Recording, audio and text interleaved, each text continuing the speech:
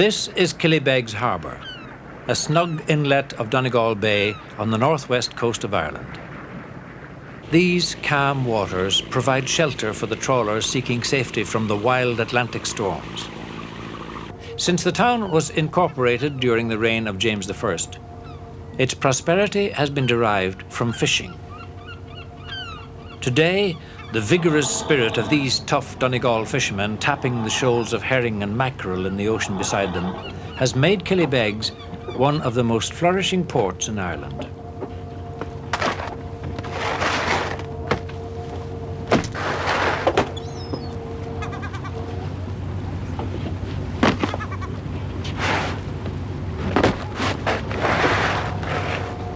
In October 1588, after the failure of the Armada, the galleass Girona sailed from here in a desperate attempt to return to Spain. She jettisoned 45 of her cannon before making for Lackada Point, where she was wrecked. The 1,300 men who sailed in her all perished. There was originally an ecclesiastical settlement here whose name in Irish, na Callabugga, means the small monastic cells.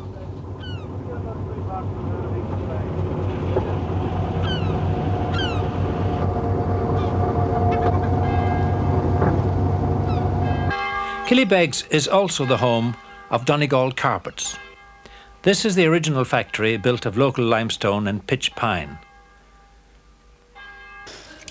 Donegal has always had many traditional links with Scotland. In 1898, a Scotsman, Alexander Morton, brought across the craft of making hand-knotted carpets, which had been revived in England by William Morris. With the cooperation of the Congested Districts Board, who wished to bring employment to the area, 4 factories were built. They exported their products all over the world. Donegal Carpets covered the floors in the Cunard liners, Queen Elizabeth and Queen Mary, in Buckingham Palace, and in the South African Houses of Parliament. But economic difficulties undermined the industry, so that by 1954, only this one factory remained at Killybegs, employing 5 people. In that year, Donegal Carpets Limited was established to revive the dying craft. It has not been easy, especially since the hand-knotted carpets have had to compete with machine-made tufted carpets.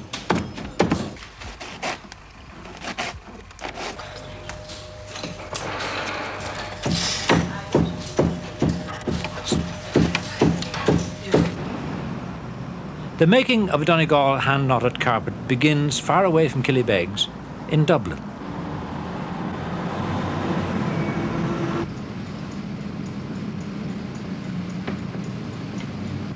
At the head office in St. Andrew's Street, the preliminary design is prepared. The dots of poster paint underneath the sketch represent the proposed colours of the wool. If possible, William Horsfall visits the location and sees the actual room where the carpet will lie. Bill, who is a Scot, trained in Glasgow and has been chief designer with the firm for many years. He selects wool samples to match the shades he's chosen.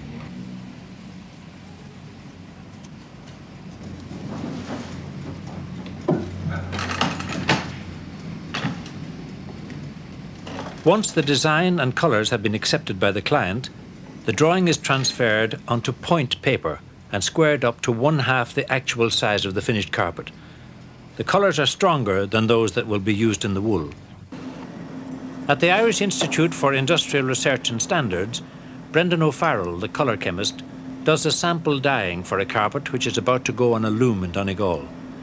The quantity of the dye is calculated very accurately so that the colour can be reproduced over and over again.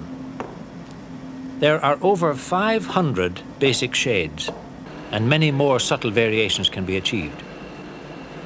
This is scoured wool, perfectly uniform in quality, a mixture of Irish and imported wool.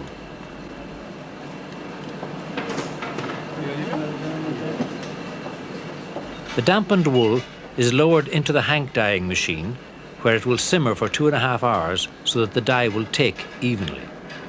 It is actually boiled for an hour.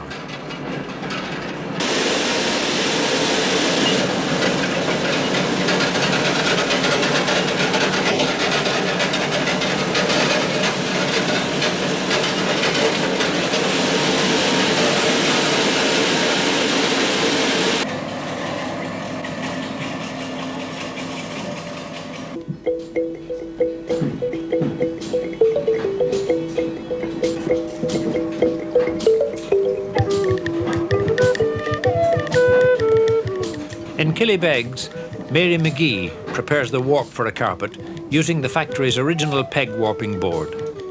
The huge cat's cradle is made of flax twine from Northern Ireland. Approximately 8 miles of this flax twine goes into an average carpet. The metal reed keeps the warps in correct order and makes sense of the complex pattern of strands.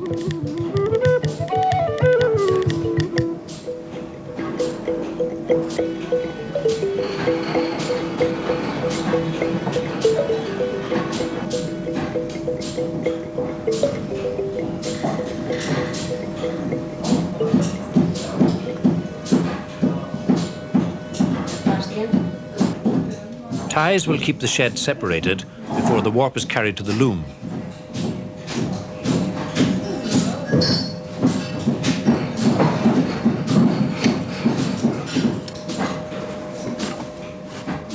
When removed, the warp is chained, a technique which prevents the strands from becoming tangled. It also makes the task of transporting considerably simpler.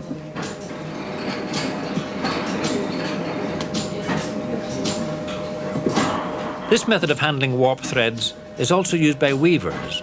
In areas where weaving was common, twisted hanks of warp were often seen being carried around on bicycle handlebars. Mary Ellis begins the task of separating and lining up the warp threads before they're wound onto the upper warp beam.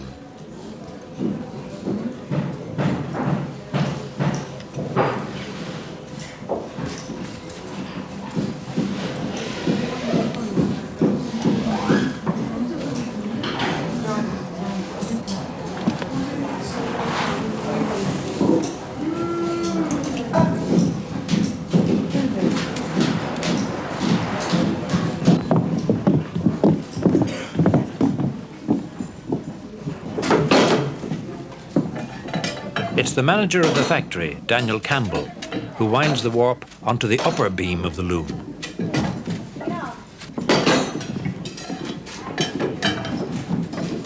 The girls first see that the ends of the warps are untangled as they're wound on.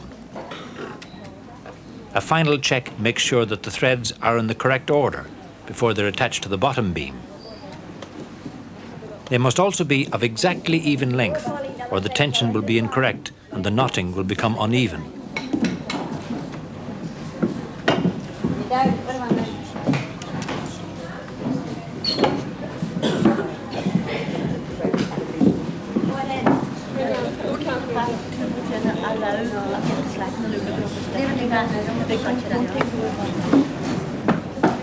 Alternate warps can be readily moved backwards or forwards, forming the spaces known as sheds, the gaps between the weave.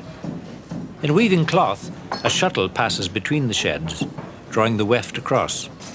In hand-knotted carpet making, the process is achieved infinitely more slowly by lines of knotting, which are doubly secured by the weft.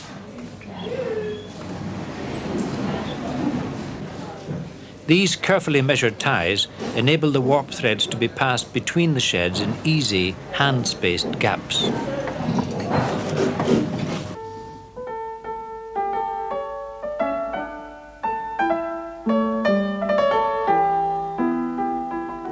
Up in the wool loft, Mary McGee seeks out the colours needed for the pattern from her brimming stores of wools.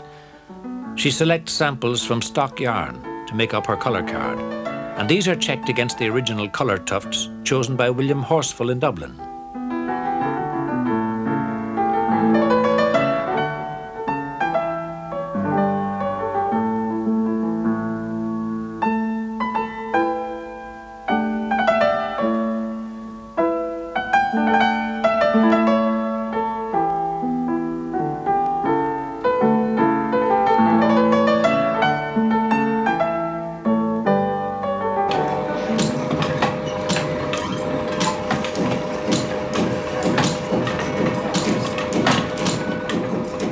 Pauline McBrearty winds the wool onto bobbins.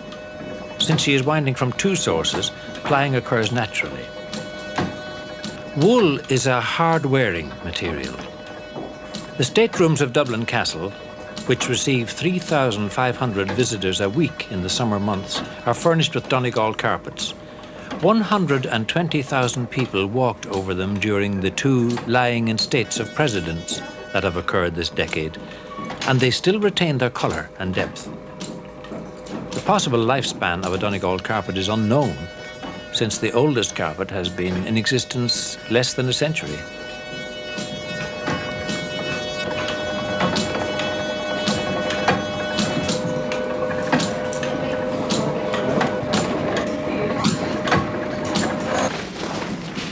Carpets do wear out, however. This one, about to go on the loom, will be a replacement, part of an order from England for the National Trust. Old carpets at Arlington Court in Devon, made for the Chichester family over 150 years ago, are now totally threadbare. An identical copy of the original design has to be made before it is transplanted onto point paper and squared off. In a reproduction like this, the colour presents a problem. Should it be made in the original root colour near the knot, or should the faded shades that we see today be chosen instead? A compromise has been reached.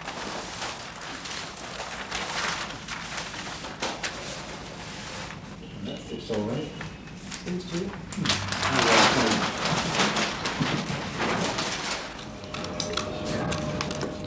As forewoman Mary Ellison supervises the hand knotting and checks that colours and width are correct, she cuts up the pattern for the big Chichester carpet into widths of 76 centimetres, a measurement which has been found to be ideal for the hand knotter to work on comfortably.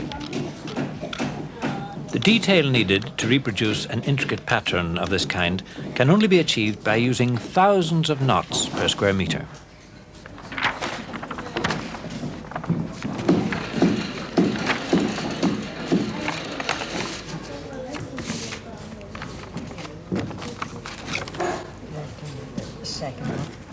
Nellie Murphy takes the sections over to the loom, where they are secured in their correct order. Nellie has been in the factory for many years and passes on her knowledge to less experienced workers. A hand knotter needs a year's training to learn her craft before tackling the more complicated carpets. Inevitably, the work is slow. One impatient customer had to be reminded that the wool in his carpet, if joined end to end, would reach from London to Manchester, a distance of 225 kilometres. He had the letter containing this information framed and hung in the room where the carpet lay.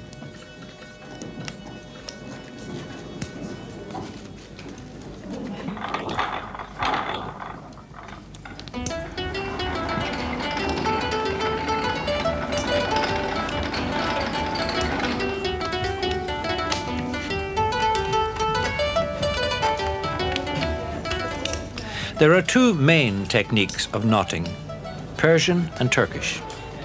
The Turkish, or Giordis knot, is used in Donegal. The name Giordis is derived from a town in Asia Minor, which was a famous weaving centre. The Turkish knot is more secure, so that although it needs more wool, it is generally preferred in carpet making. Nearly all Turkish, Caucasian and all Donegal hand-knotted carpets employ the Turkish knot. How it is made can be seen clearly here, as it is tied on the two adjacent warp threads.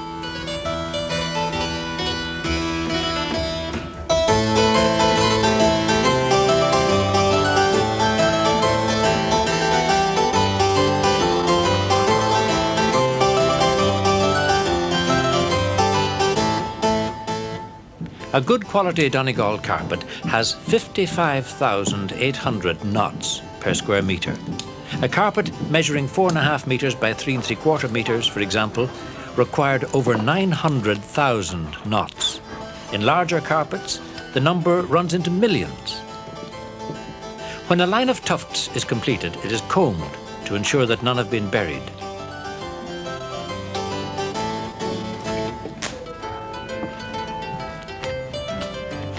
The next operation is shedding. The weft, a mixture of hair and wool, is inserted between the sheds to lie over the tufts. 2 lines of weft are firmly placed between each line of knots.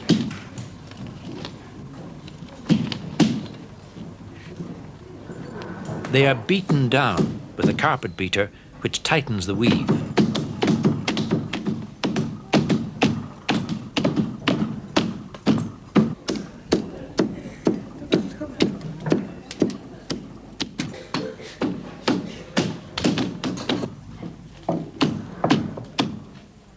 A worker will complete an average of approximately 400 square centimetres of knots a day, using techniques similar to those that have produced the masterpieces of China, of Bukhara, Caucasia, Tehran, Tabriz, and Constantinople. With a good hand knotter, there's very little waste to be trimmed off.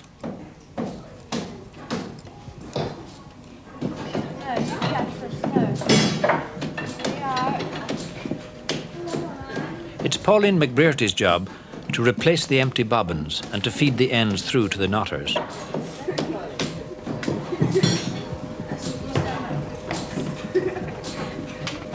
The rose and bronze shades of the wool perfectly reflect the taste of the carpet weavers of the past whose work is being reproduced.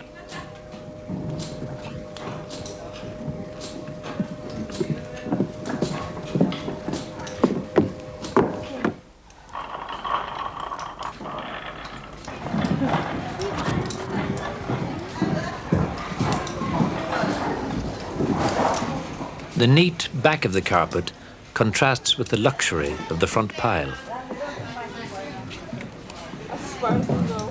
The looms are the original looms that were brought over from Scotland when the factory was started. The vast warp beam of Canadian pitch pine weighs 4 tons.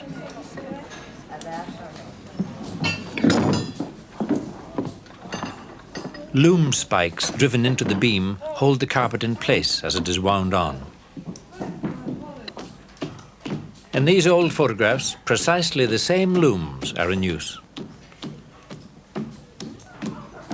Ever since the Donegal factories were built, the hand-knotting carpet industry has had to struggle to survive, and it is still endangered. The market for these high-quality carpets is relatively small, and the order book remains thin. 27 people are employed here at Killybegs, but ideally there should be more. There are not enough skilled weavers to make up a full team for every loom. A Donegal carpet compares favourably in price with Persian and Chinese carpets. Besides being hard-wearing, the wool is dyed with modern dyes that are very colour-fast. These Irish carpets have one particular advantage. Each is an exclusive design which exactly suits the customer's requirements.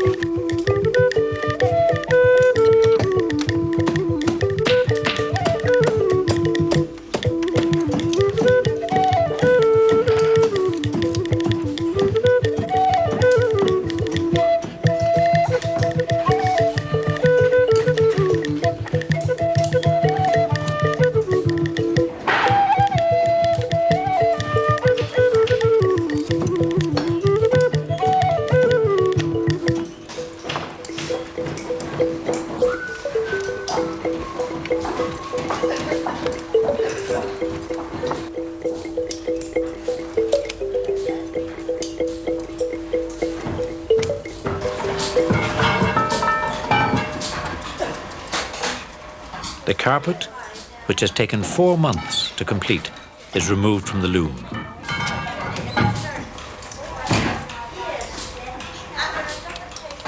Robert Rogers' grandfather came over from Scotland 80 years ago when the factory was started.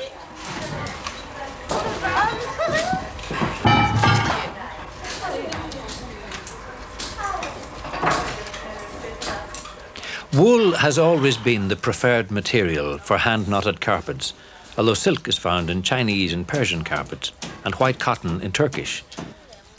Synthetic materials lack the particular spring and luxury of wool. Alexander Morton, who created the Donegal factories, once compared the pile of wool tufts to pearls laid side by side.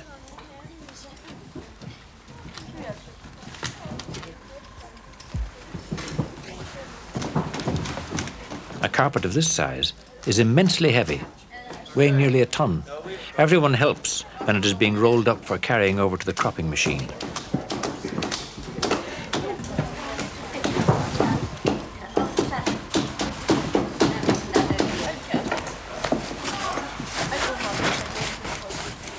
One order that puzzled the company was for a small piece of carpet containing 125,000 knots per square metre.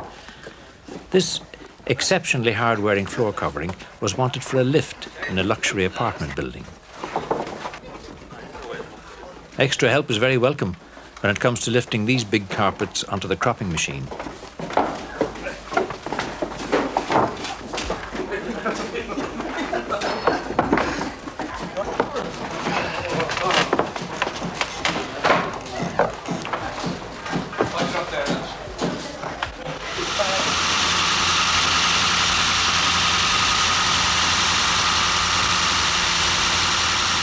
This cropping machine, which weighs over 30 tons, was brought across from Scotland in the 1950s.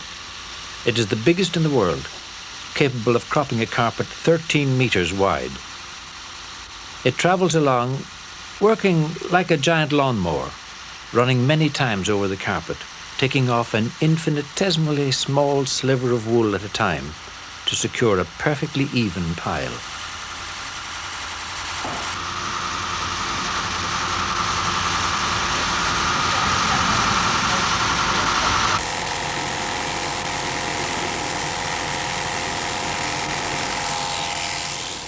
The edges of the carpet are hand-cropped by Edward Sweeney.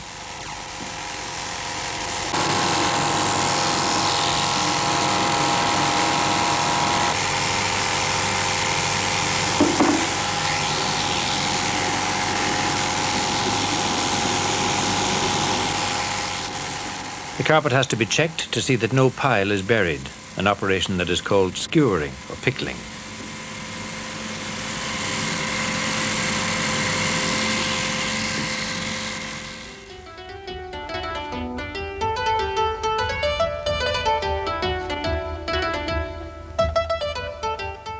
Donegal carpets can be found all over the world. London, Ottawa, Geneva, Nigeria, Kuwait, Melbourne, Washington, the reception rooms of most Irish embassies.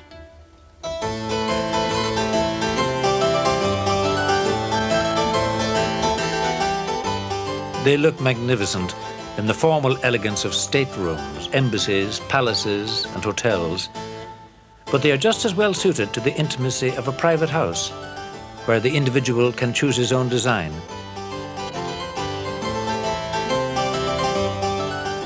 They can interpret the ideas of a modern artist just as satisfactorily as they can reproduce the ancient beauties of Aubusson, Savonnerie, or Axminster.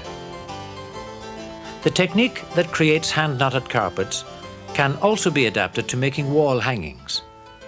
In Longford Cathedral, the graceful angels blowing trumpets on Ray Carroll's Second Coming of Christ demonstrate the versatility of a craft that has become a tradition in Killybegs.